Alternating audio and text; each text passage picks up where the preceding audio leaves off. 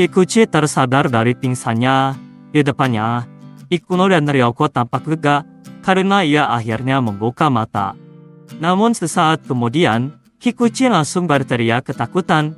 Ia bangkit lalu bersujud dalam-dalam, meminta maaf sambil mengatakan bahwa ia hanya mengikuti perintah.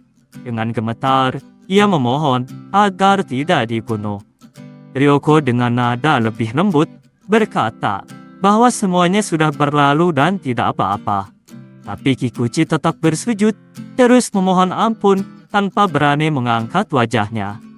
Melihat itu, Ikuno langsung berkomentar bahwa tak peduli seberapa lembut suara yang Ryoko gunakan, rasa takut yang sudah tertanam dalam diri Kikuchi tidak akan bisa hilang begitu saja. Ryoko tidak setuju. Ia bersikeras bahwa Kikuchi hanya sedikit gemetaran. Ia lalu kembali menanyakan keadaan Kikuchi dengan ramah, berharap ia baik-baik saja. Namun Kikuchi justru berkata bahwa dirinya sangat kesakitan dan tidak sanggup menerima lebih dari ini. Ia menyebut Ryoko dan Ikuno berbeda dari orang-orang normal seperti mereka. Saat Ryoko dan Ikuno menendang atau memukul mereka, tubuh mereka langsung patah dan hancur. Dan lagi-lagi, ia memohon ampun dengan suara bergetar. Melihat respons itu, Ryoko mulai kesal. Tetapi ia masih mencoba bersikap ramah. Ia menenangkan Kikuchi, menjelaskan bahwa dirinya bukan cyborg atau apapun. Namun Kikuchi tidak mendengar. Ia terus memohon ampun, menyesal, merendahkan dirinya, dan berjanji tidak akan lagi melanggar batas dunia Yakuza. Ryoko hanya terdiam. Wajahnya sudah terlihat sangat sebal. Kikuchi terus saja berceloteh tentang penyesalannya, memohon ampun karena mereka hanya anak SMA biasa. Ikuno berbisik pada Ikuko, menebak bahwa Ryoko pasti akan memukul orang itu lagi. Namun Ikuko tidak percaya, menganggap sahabatnya tidak serendah itu. Tiba-tiba suara pukulan keras terdengar. Ryoko yang sudah muak membuat Kikuchi pingsan lagi. Ikuno tampak sedikit senang karena tebakannya tepat. Ryoko yang tidak ingin teman-temannya mengira ia penuh kekerasan segera berbalik dan memberikan penjelasan. Ia berkata bahwa Kikuchi hanya terlalu panik dan ia hanya berusaha menenangkannya sedikit, seperti membangunkannya dari mimpi buruk. Ikuno membenarkan lalu menyindir bahwa mereka bertiga sekarang sedang mengalami mimpi buruk. Mereka jelas memilih orang yang salah untuk diajak berkelahi. Ryoko langsung berteriak tidak terima, seolah semua ini adalah kesalahannya. Ikuko mencoba menenangkan, mengatakan bahwa mereka hanya bercanda. Namun Ryoko menganggap hal itu serius. Di suatu tempat, dua siswa tengah mengobrol tentang kejadian yang membuat mereka takjub. Salah satunya membahas bagaimana gadis itu bisa mengimbangi pergerakan Kitano. Temannya pun kagum melihat Kitano melompat secepat kilat ke seberang jalan dalam sekejap. Bagi mereka, itu terasa seperti pertarungan bersejarah yang epik. Mereka kemudian membicarakan bagaimana gadis itu akhirnya menangis dan meraung keras di depan banyak orang seperti anak kecil.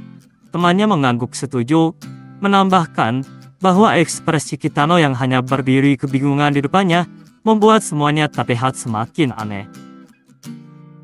Di tempat lain, terlihat Kaburagi masih terduduk sambil terisak. Meski tangisannya sudah mulai mereda, dalam hati ia bertanya-tanya apa yang sebenarnya terjadi pada dirinya.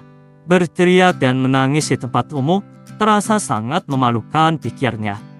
Ia merasakan tangannya yang masih sakit. Saat mengangkatnya, ia menyadari tangan dan kakinya terluka. Ia benar-benar memaksakan diri hingga melampaui kemampuannya. Namun ia kemudian menyingkirkan hal itu sejenak. Ia bersyukur karena masih hidup. Padahal, ia sempat yakin bahwa dirinya akan mati. Tapi Kitano tiba-tiba melompat menyeberangi jalan hanya dengan satu lompatan. Dia lalu mengangkat kepalanya. Di depannya, Kitano terduduk dengan wajah berlumuran darah. Kaburagi langsung marah dan bertanya apa yang Kitano lihat. Apakah ada sesuatu di wajahnya? Kitano menjawab polos bahwa ada air mata dan ingus menempel di sana. Kaburagi kemudian meminta maaf dengan nada menyindir karena telah menangis di hadapannya. Ia beralasan bahwa ia tidak punya pilihan lain. Jika tadi ia tidak memeluk Kitano, ia akan menangis dan meratap sendirian, dan itu jauh lebih memalukan. Kitano hanya terdiam, memahami alasannya. Kaburagi yang melihat darah masih menetes dari wajah Kitano, segera mengeluarkan sapu tangannya dan menyodorkannya. Namun Kitano hanya diam, tidak merespons. Kaburagi memaksanya untuk memakai sapu tangan itu, karena wajah Kitano sudah cukup menyeramkan, apalagi dengan darah yang berlumuran. Kitano mencoba menolak, tetapi Kaburagi mendesaknya sambil menyindir. Apakah Kitano tidak bisa menerima bantuan dari orang lain? Atau apakah sapu tangannya dianggap tidak cukup bagus? Kitano menyangkal, lalu mengambil sapu tangan itu dan berterima kasih. Ia menekannya pada dahinya dan baru menyadari bahwa darah yang keluar cukup banyak. Sementara itu, Kaburagi hanya memandangi Kitano sambil berusaha menahan ingus agar tidak keluar. Menyadari hal itu, Kitano mengeluarkan sesuatu dari sakunya dan menyodorkan sapu tangan miliknya. Kaburagi menerimanya sambil mengucapkan terima kasih. Mereka pun saling menggunakan sapu tangan masing-masing, lalu terdiam seketika. Kaburagi langsung protes, karena sekarang mereka seperti bertukar sapu tangan, padahal seharusnya sejak awal mereka memakai milik masing-masing.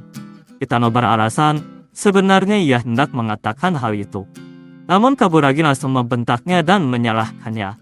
Kitano hanya menunjuk hidung Kaburagi yang mengeluarkan ingus lagi. Mereka pun kembali terdiam sambil menggunakan sapu tangan mereka. Kaburagi lalu berbicara serius bahwa ia merasa sudah cukup dengan Kitano. Setelah semua dampak yang Kitano berikan pada orang lain, kenyataannya Kitano benar-benar berbeda. Ia sama sekali tidak jahat ataupun kasar. Kaburagi menyarankan agar Kitano berhenti menipu orang-orang. Meski terlihat menyeramkan, Kitano sungguh berbeda di dalam. Ia mengakui, Kitano bukan iblis, bukan setan, atau apapun itu. Awalnya, ia mengira telah mendapatkan potret kekerasan tertinggi. Namun kini, semua kerja keras yang ia tuangkan untuk foto itu terasa hilang begitu saja. Kitano mendengarkan dengan serius, lalu meminta maaf karena tampaknya ia telah menimbulkan banyak masalah untuk Kaburagi, meskipun ia tidak benar-benar tahu detailnya. Namun Kaburagi masih menimpali dengan ketus, membenarkan bahwa Kitano memang memberinya banyak masalah. Kaburagi menatapnya tajam lalu melanjutkan dengan lebih tenang. Ia merasa sangat bodoh. Ia terkejut melihat wajah Kitano, lalu terobsesi dan terus mengejarnya. Ia mengaku telah memerintahkan para anggota klubnya untuk menyerang Kitano demi mendapatkan foto menyeramkan itu. Ia bahkan menunjukkan foto tersebut kepada teman-teman Kitano agar mereka tahu siapa Kitano sebenarnya. Setelah itu, ia sendiri berakhir menyerang Kitano, memukul dan menendangnya. Ia kembali menangis sambil melanjutkan bahwa semua itu ia lakukan untuk membuat orang normal marah. Ia lalu bertanya mengapa setelah diperlakukan seperti itu, Kitano masih mau mempertaruhkan begitu banyak demi dirinya. Kitano yang mendengar itu hanya terdiam, tidak tahu harus menjawab apa. Sementara itu, Kaburagi mengelap air matanya, lalu berkata agar Kitano melupakan semuanya, karena ia berniat untuk pulang saja. Melihat Kaburagi yang tampak kesakitan saat bangkit, Kitano sontak menawarkan bantuan. Namun Kaburagi menolak dan berkata bahwa ia tidak bisa menerima bantuan dari Kitano lagi. Jadi, ia memintanya pergi dan meninggalkannya sendirian. Kaburagi berdiri dengan sekuat tenaga, jelas terlihat kesulitan. Sementara itu, Kitano hanya memandanginya, ragu apakah harus membantu. Sikap itu membuat Kaburagi bertanya ketus, apakah Kitano punya masalah dengannya. Namun tanpa menunggu jawaban, Kaburagi segera berpamitan dan berbalik, berjalan menjauh meninggalkan Kitano. Namun tiba-tiba kaki Kaburagi kehilangan pijakan, dan tubuhnya mulai terjatuh. Kitano langsung bergerak cepat, sudah berada di sisinya sebelum ia sempat menyentuh tanah, menahan tubuh gadis itu. Kaburagi sedikit terkejut, tapi kemudian malah memarahi Kitano karena telah membantunya tanpa diminta. Kitano beralasan bahwa ia hanya kebetulan berjalan ke arah yang sama, dan tangan itu tiba-tiba saja melilit tubuh Kaburagi. Ia bahkan menambahkan bahwa sepertinya mereka akan terus berjalan seperti ini karena arah mereka memang sama. Kaburagi tertegun melihat Kitano. Pada akhirnya ia menyerah, tidak peduli lagi apa yang akan Kitano lakukan. Namun dengan sikap sunderenya, ia tetap tidak mau mengakui kelemahannya dan menegaskan bahwa ia tidak akan berterima kasih atas bantuan itu. Namun Kitano tampak tak peduli dengan sikap Kaburagi. Ia justru menanyakan arah jalan pada gadis itu. Kaburagi, meski malu-malu, tetap menunjukkan arah ke tempat yang ia tuju. Di tempat lain, si kacamata Noguchi baru terbangun dari pingsannya. Di depannya, Ryoko terlihat senang karena ia akhirnya sadar. Namun Noguchi justru berteriak dan mundur ketakutan. Noguchi bersikap sama seperti Kikuchi, memohon ampun dan menyesali perbuatannya. Ryoko yang duduk di depannya hanya bergumam bahwa ini sudah ketiga kalinya. Di sebelahnya, Ikuno menimpali bahwa setiap kali mendengar suara lembut Ryoko saja sudah membuatnya merinding. Ryoko tetap berusaha ramah, menanyakan apakah Noguchi baik-baik saja, dan menegaskan bahwa bukan dirinya yang membuatnya pingsan. Namun Noguchi masih ketakutan, menyuruh Ryoko menjauh sambil meminta tolong. Ryoko terus mencoba menenangkannya, mengatakan bahwa ia tidak akan melukainya. Namun Noguchi benar-benar ketakutan dan terus meminta maaf sambil mundur. Wajah Ryoko mulai terlihat kesal, tetapi ia masih berusaha bersikap ramah. Ia menegaskan bahwa ia tidak akan melakukan apapun kepadanya. Namun Noguchi justru membungkuk meminta maaf, mengakui bahwa semua ini adalah kesalahan mereka karena terlibat dengan dunia iblis. Ia memohon agar dikembalikan ke dunia normal dan jangan diseret ke dasar neraka bersamanya. Ikuno mulai bertaruh, menebak bahwa yang satu ini akan berakhir lebih cepat. Ryoko sudah bersiap mengangkat tangan, wajahnya tampak jengkel. Tapi Noguchi terus saja meracau, memohon ampun sambil keceplosan, mengaku bahwa ia bahkan belum sempat mengembalikan video yang ia pinjam, dan lebih parah lagi, ia memiliki foto rahasia celana dalam ketua yang belum sempat ia cuci. Gerakan Ryoko terhenti ketika Noguchi berteriak memanggil ketua. Mereka semua sontak menoleh ke belakang. Di sana, berdiri Kaburagi yang dipah-pah oleh Kitano. Ryoko tersentak, refleks memanggil nama Kitano. Ia segera menghampiri, bertanya dengan penasaran apa yang baru saja terjadi. Ia lalu panik begitu melihat dahi Kitano berdarah. Namun Kitano hanya menjawab dengan santai. Kemarahan Ryoko langsung beralih pada Kaburagi. Ia mengangkat tangannya, siap memukul, mengira semua ini ulahnya. Namun Kaburagi yang sudah lemas, tiba-tiba terjatuh ke belakang dan terbaring di tanah dengan keras, membuat semua orang di sekitar langsung khawatir dan bingung. Melihat itu, Ikuno langsung berkomentar bahwa Ryoko memang luar biasa. Bahkan mampu menumbangkan gadis lemah tak berdaya hanya dengan satu pukulan. Ryoko sontak membantah, menegaskan bahwa ia hanya menyentuhnya dan gadis itu jatuh sendiri. Ia bahkan memohon Ikuno dan Ikuko untuk mempercayainya. Sementara itu, Kitano segera meminta maaf kepada Kaburagi karena merasa ini salahnya yang tidak menopangnya dengan benar. Para anggota klub tersadar dan langsung berlari menghampiri ketua mereka. Mereka benar-benar khawatir dengan keadaan sang ketua. Ryoko yang kini terjatuh di tanah akibat tersenggol para anggota klub menangis sedih, merasa kasihan pada dirinya sendiri. Ikuno mencoba menyemangatinya, mengatakan bahwa mereka semua baik-baik saja, dan sepertinya hanya berpura-pura pingsan. Kikuchi benar-benar khawatir, menanyakan berbagai pertanyaan pada ketuanya, bahkan penuduh apakah ini ulah Kitano. Tanpa menunggu jawaban, ia langsung mencengkram kerah baju Kitano sambil memakinya, lalu mulai mengayunkan tangannya berniat memukul. Namun Kaburagi segera menghentikannya, mengatakan bahwa sekarang sudah tidak apa-apa, karena semuanya telah berakhir. Para anggota pun sontak menoleh ke arah ketua mereka dengan heran. Kikuchi langsung menuntut penjelasan pada ketua. Ia menanyakan, apakah Kitano telah melakukan sesuatu pada ketua, sesuatu yang tak bisa dikatakan? Apakah ketua akan diam saja dan berpura-pura tidak terjadi apa-apa? Kaburagi yang sudah kesal langsung menyuruh Yamazaki untuk memukuli Kikuchi. Namun ia segera menjelaskan bahwa bukan itu maksudnya.